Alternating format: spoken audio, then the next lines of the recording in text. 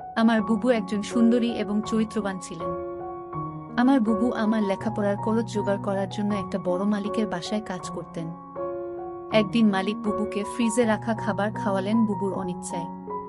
তারপর বুবু জ্ঞান হারিয়ে ফেলে। অজ্ঞান অবস্থায় মালিক বুবুর সাথে। বাকি ঘটনাটি গল্পতেই বলছি। আমার বুবুর যখন বিয়ে হয়ে যায়, আমি তখন ক্লাস 9-এ পড়ি। স্কুল থেকে ফিরে শুনি আজ বুবুর বিয়ে। আব্বা আমাকে বললেন, শিবু ঢাকা থেকে মেহমানরা আসবে, তুই এক ছুটে বাজারে যা, আফজালকে বল তার ডেকোরেশনের চেয়ার পাঠাতে। আমি এক দৌড়ে বাজারে চলে গেলাম।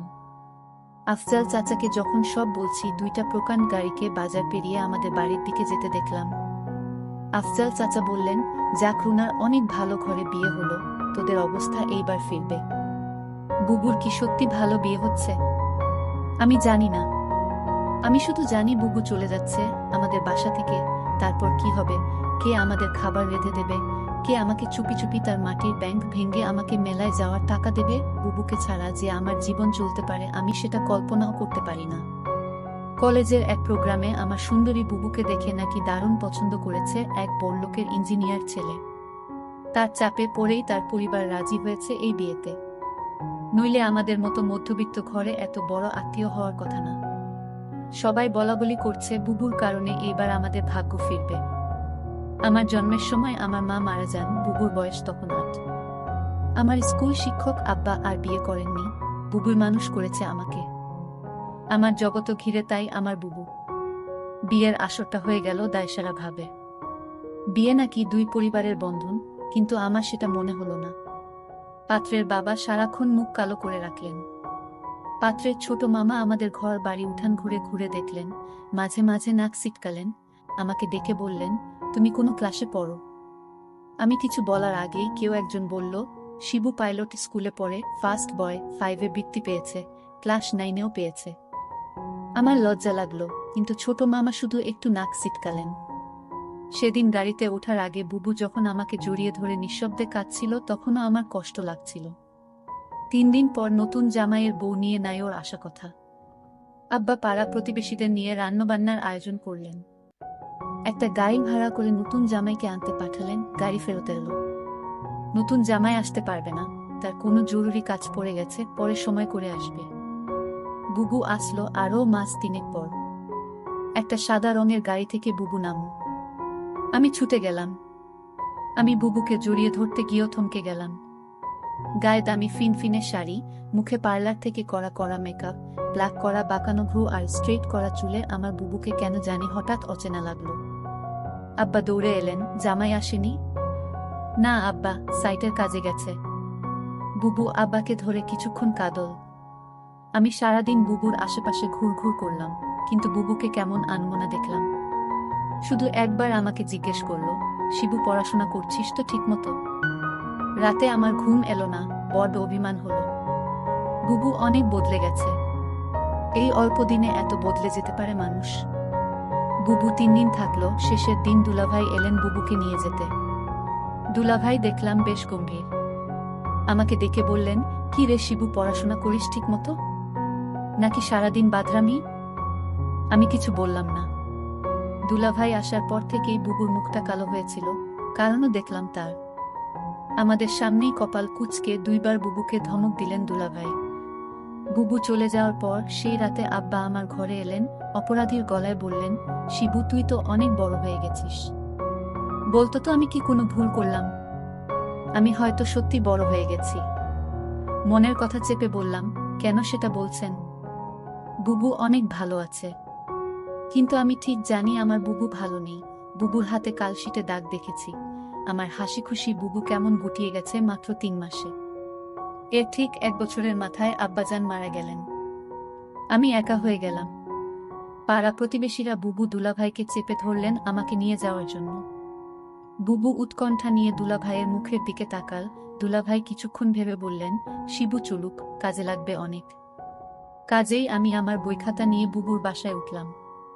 দুলাভাইয়ের পোস্টিং তখন আমাদের গ্রামের কাছেরই শহরে। ছোট ছিমছাম 2 রুমের বাসা। আমি এক রুম ভাগে পেলাম। শহরের একটা স্কুলে ভর্তি হলাম। দুলাভাই চাকরির পাশাপাশি কন্ট্রাক্টরির ব্যবসা করতেন। একদিন আমাকে বললেন তার সাইটে গিয়ে কাজ তদারকি করতে। আমার স্কুলের ক্লাস মিস হতে লাগলো। আমি বইখাতা নিয়ে কাজের সাইটে চলে যেতাম। সারাদিন কাজ শেষে বাসায় ফিরে খুব ক্লান্ত লাগতো। আমার রেজাল্ট খারাপ হতে শুরু হলো। বুবু একদিন ভয়ে ভয়ে দুলাভাইকে বলল, শিবু ভালো ছাত্র, ও পড়াশোনায় ক্ষতি হচ্ছে না তো? দুলাভাই তেতে উঠলেন, গরিবের ছেলে খেটে খেতে হবে। পড়াশোনা করে কি হবে? যতটুকু দরকার ততটুকু শিখলেই হবে। বুবু তাড়াতাড়ি বলে উঠলেন, ঠিকই তো শিবু, পড়াশোনা করে প্রতিষ্ঠা পেতে সময় লাগবে। তুই দুলাভাইয়ের সাথে কাজ শেখ, অনেক কাজে লাগবে। আমি বুবুর কথায় অবাক হয়ে গেলাম। এই বুবুই আমাকে তৈরি করেছে। সবসময় বলতো পড়াশোনা করে একদিন অনেক বড় হতে হবে। পড়াশোনা ছাড়া আমার আর কোনো কাজ নেই। আজ কত পরিবর্তন। আমি দুলাভাইয়ের সাইটে কাজ দেখতে লাগলাম। ক্লাস 9-এর একটা কিশোরের জন্য নিশ্চয়ই খুব সহজ কাজ না। কিন্তু আমি শিখতে লাগলাম, সাথে পড়াশোনায় করতাম সাইটে। সাইটের লোকজনের কাছেই খবর পেতাম দুলাভাইয়ের কর্মকাণ্ড নিয়ে। দুলাভাই আরো কয়েকজনের সাথে প্রেম করে বেড়ায়। আমি টের পাই। মাঝে মাঝে বুবুর চাপা কান্নার আওয়াজ পাই। সকালে কিছু কিছু দিন বুবুর হাতে নতুন কালশিটে দাগ বুবু লুকাতে চেষ্টা করে। আমি বুঝেছি দুলাভাই বুবুকে অন্যায় অত্যাচার করে। আমার বুবু অনেক বদলে গেছে। আমার মনে হয় আমাকে নিয়ে বুবু ভারী অস্বস্তি বোধ করে। কেমন পালিয়ে বেড়ায়, দেখা হলে ঠিকমতো কথা বলে না। মাঝে মাঝে দুলাভাই বুবুকে পার্লার থেকে সাজিয়ে পার্টিতে নিয়ে যায়। আমার অবাক লাগে। তবু এক একটা দিন যখন বাসায় দুলাভাই থাকে না, হঠাৎ সেই পুরান দিনের মতো বুবু তেল নিয়ে এসে বলে, শিবু আয় তোর মাথায় দিয়ে দি। আমার চোখে পানি আসে। আমি লুকাবার চেষ্টা করি। একদিন অনেক রাতে ফিরে দুলাভাই আমাকে ঘুম থেকে ডেকে তুললেন। আমি জেগে দেখি দুলাভাই প্রচণ্ড রেগে আছে। আমাকে বললেন, হারামজাদা, তোকে আমি সাইট দেখতে দিছি আর তুই সেখানে পড়াশোনা করিস। আমি চুপ করে দাঁড়িয়ে রইলাম। হঠাৎ করে দুলাভাই আমার চুলের মুঠি ধরলেন। বল, আজ সাইট থেকে 1 লাখ টাকা চুরি করেছে কে? নাকি তুই করেছিস? আমি অবাক হয়ে গেলাম। সাইটের টাকা পয়সা সংক্রান্ত কোনো কিছুর সাথেই আমি জড়িত না। আলাদা অ্যাকাউন্টস আছে। তবু বললাম, আমি কিছু জানি না দুলাভাই। তুই জানিস না? কেন জানিস না? তুই এর সাথে জড়িত শিওর? আমার খেয়ে আমার সাথেই দাওতাবাজি। দাঁড়া। দুলাভাই তার বেল্ট দিয়ে আমাকে মারতে আরম্ভ করলেন। আমি সারা জীবনে কখনো মার খাইনি। পরিবারের আদরে মানুষ হয়েছি। স্কুলে ভালো ছাত্র হওয়ায় স্যারেরা অত্যাধিক স্নেহ করতেন। আমি দেখলাম বুবু পাথরের মতো দাঁড়িয়ে আছে। দুলাভাই একসময় ক্ষান্ত দিয়ে চলে গেলেন। আমি সারা রাত বিছানায় শুয়ে কোকালাম। চেষ্টা করলাম মুখ দিয়ে শব্দ না করতে। আব্বা মৃত্যুর আগে বলেছিলেন, শিবু, পুরুষ হয়ে গরিব ঘরে জন্মাইছিস। সামনে অনেক কষ্ট আসবে, শক্ত থাকবি। কখনো কাঁদবি না। পুরুষদের কাঁদতে নেই। পরদিন সকালে আমার ঘুম শরীরে হালকা জ্বর নেই। উঠে দেখি বুবু বসে আছে আমার শিয়রে। শিবু, উঠতে পারবি? আমি মাথা নাড়লাম। হ্যাঁ। তাহলে চল। তাকিয়ে দেখি বুবু একটা ব্যাগ গুছিয়ে রেখেছে। আমি বললাম, কোথায়? বাড়ি ফিরে যাব, চল। তুই আবার ভালো করে পড়াশোনা শুরু করবি, আমি দরকার হয় বাসায় কাজ করব। দুইজনের একটা ব্যবস্থা হয়ে যাবে। আমি অবাক হয়ে তাকিয়ে রইলাম। বুবু আমার জন্য তার স্বামীকে ডিভোর্স দিয়ে চলে এলো এবং সেই বাড়ি থেকে চিরদিনের জন্য চলে এলো। তারপর বাসায় আমি আর বুবু থাকি। বুবু একটা বড় লোক বাসায় কাজ পেল। তাদের কাপড় ধোয়া, রান্না করা ইত্যাদি তাদের কাজ করতে হবে। মাস শেষে যে টাকাটা পাবো সে টাকা দিয়ে আমার লেখাপড়ার খরচ আর পরিবার চলে যাবে। বুবু যে বাড়িতে কাজ করে সেই বাড়ির মালিক বুবুকে একদিন বলেছিল, তোমার যত টাকা দরকার আমি দিব, তুমি শুধু একটি কথা রাখো। বুবু বলল, আমি বাসায় কাজ করি, এটাই আমার চলে, অতিরিক্ত টাকার আমার দরকার নেই।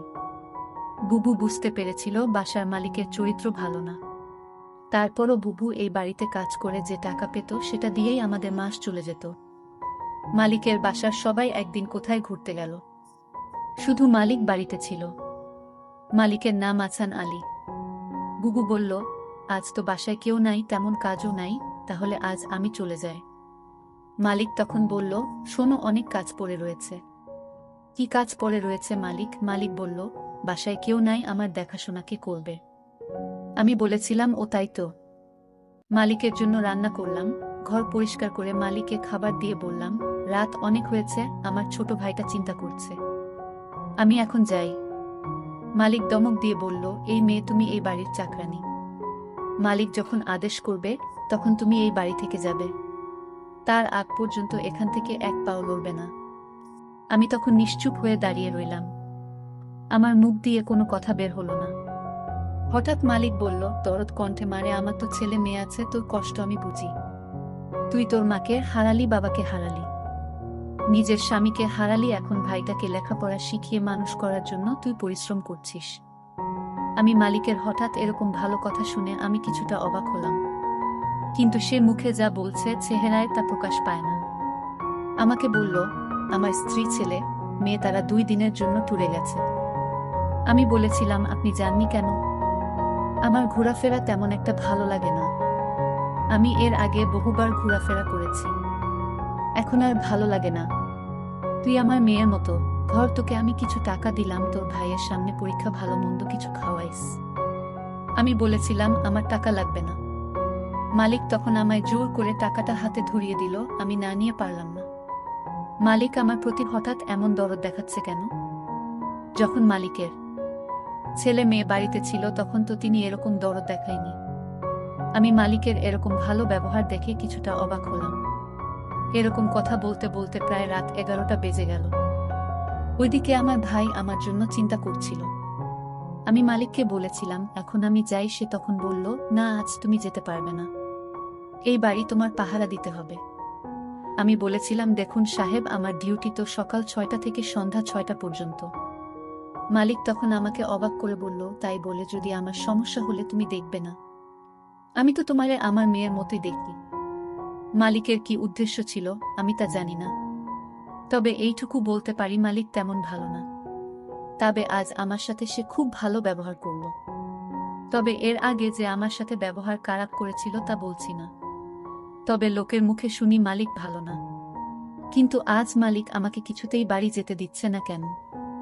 আমি সেটা নিয়ে দুশ্চিন্তায় পড়ে গেলাম। এর মধ্যে মালিক বলল, আজ আমি নিজ হাতে খাবার তৈরি করেছি। আমি বললাম, কেন নিজ হাতে আপনি খাবার তৈরি করলেন? খাবার তো আমি রান্না করেছি, তার মধ্যে আপনি আবার রান্না করলেন কেন? আরে না মা, সেই খাবার না, ফ্রিজে আমার স্ত্রী আমার জন্য কিছু ভালো খাবার আলাদা রাখতো, সেই খাবার নিয়ে আসলাম। আমি বললাম, ও আচ্ছা। তারপর আমায় বলল, নে মা, আমরা একসাথে আজ খাবার খাই, পেটে বড্ড খিদে পেয়েছে। আমি বললাম, আপনি খান, আমি বরং রান্না করা খাবার খাই। মালিক তখন আমার সাথে বায়না করে বলল, দেখো, তুমি যদি আজ আমার দেয়া খাবার না খাও তাহলে বুঝবো তুমি শুধু টাকাকে ভালোবাসো, এ বাড়ির মানুষদের ভালোবাসো না। আমি তার কথায় কিছুটা অবাক হলাম। মালিক বলল, ঠিক আছে, তুমি খাবারটা খেয়ে বাসায় চলে যাও, তোমাকে ছুটি দিয়ে দিব। আমি তখন খুশি হলাম, বাবার বয়সী একজন মানুষ আমাকে এত করে বলছে ফ্রিজে রাখা ভালো খাবার খেতে। যাই হোক, আমি শেষ পর্যন্ত হেরে গেলাম। আমি খাবারটা খেলাম, আর ফ্রিজে রাখা খাবারটা খাওয়ার জন্য রাজি হলাম তার একটাই কারণ, মালিক বলেছিল আমায় ছুটি দিয়ে দিবে খাবারটা খেলে। আর তাই আমি ফ্রিজে রাখা খাবার খেলাম। খাবারটা ভালোই লাগলো, দামি খাবারের আগে আমি এমন খাবার কখনো খাইনি। আমার খেয়ে ভালোই লাগলো। খাওয়া দাওয়া শেষ করতেই আমি বললাম, মালিক, এবার যাই। এই কথা বলতেই আমি চোখে কিছুটা ঝাপসা দেখতে পেলাম। আমার চোখ অন্ধকার হয়ে আসতে লাগলো, আমি বেহুশ হয়ে মাথা ঘুরে পড়ে গেলাম। তারপর কি হয়েছিল তা আমি বলতে পারবো না। আমার পরের দিন দুপুরে জ্ঞান ফিরে আমি জেগে দেখি আমি হাসপাতালে কেবিনে শুয়ে আছি। আমার ছোট ভাইটা বলল, বুবু, তোমার কি হয়েছিল?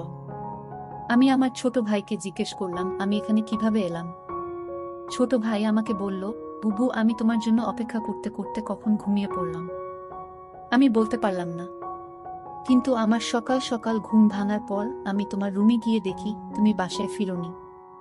আমি তখন দৌড়ে তুমি যে বাড়িতে কাজ করো সেই বাড়িতে গেলাম। গিয়ে দেখি তুমি মালিকের ঘরে অজ্ঞান অবস্থায় শুয়ে আছো। তারপর মালিককে আমি জিজ্ঞেস করলাম, আমার বুবুর কি হয়েছে? সে বলল, ঘুমিয়ে আছে, কি আর হবে। তবে তোমার বুবুর মনে হয় প্রেশার কম হয়ে গেছে, তাই ক্লান্ত হয়ে শুয়ে আছে। আমি বলি কি, তোমার বুবুকে হাসপাতালে নিয়ে একটা সেলাইন দাও, তাহলেই সব ঠিক হয়ে যাবে। টাকা যা লাগে আমি দিয়ে দিচ্ছি। তখন মালিক আমাকে 5,000 টাকা দিয়ে বলল, যাও তোমার বুবুকে হাসপাতালে নিয়ে যাও। আমি তোমাকে হাসপাতাল নিয়ে আসার পর ডাক্তাররা বলল পরীক্ষা করতে হবে। ডক্টর বলল, তোমার প্রেশার কমে যায়নি, তোমাকে খাবারের সাথে কিছু মিশিয়ে তোমাকে অজ্ঞান করা হয়েছে। তারপর ডাক্তার বলল, মেয়েটি তোমার কি হয়? আমি বললাম, আমার বড় বোন। তোমার সাথে আর কেউ আসেনি? না ডক্টর, বুবুর আমি ছাড়া আর কেউ নাই। আমি ডক্টরকে জিজ্ঞেস করলাম কি হয়েছে। আমার বুবুর বলেন ডক্টর। ডক্টর বলল, তোমাকে বলা যাবে না। আমি আমার ছোট ভাইয়ের কথা শুনে বুঝতে পারলাম আমার সাথে কি ঘটেছিল। মালিক আমার সাথে এরকম অসম্মানজনক আচরণ করল। আমি এই কথাগুলো শুনছিলাম আর আমার চোখ বেয়ে বেয়ে পানি পড়ছিল। আমি সিদ্ধান্ত নিলাম মনে মনে আমি আর এই পৃথিবীর মুখ দেখতে চাই না। কিন্তু আমার ছোট ভাইটা আমাকে বলল, বুবু তোমার কিছু হলে আমি বাঁচব না বুবু। তুমি ছাড়া এই দুনিয়ায় আমার কেউ নাই বুবু। আমার ছোট ভাইটা আমার জন্য এভাবে কাঁদতে লাগলো। ছোট ভাইটা বলতে লাগলো, বুবু আমি আর লেখাপড়া করব না। আজ থেকে আমি কাজ করব। তোমাকে আর কাজ করতে দিব না। তুমি শুধু ঘরে বসে থাকবা। আর তোমাকে আমি যেভাবেই হোক তোমাকে ভালো ছেলে দেখে তোমাকে বিয়ে দিব। ভাইটার কথা শুনে আমার চোখের পানি ধরে রাখতে পারলাম না। আমি বেঁচে রইলাম আমার ছোট ভাইটার জন্য। বন্ধুরা, আজকের গল্পটি তোমাদের কাছে কেমন লাগলো তা অবশ্যই কমেন্ট করে জানাবেন। ভালো থাকবেন সবাই, ধন্যবাদ।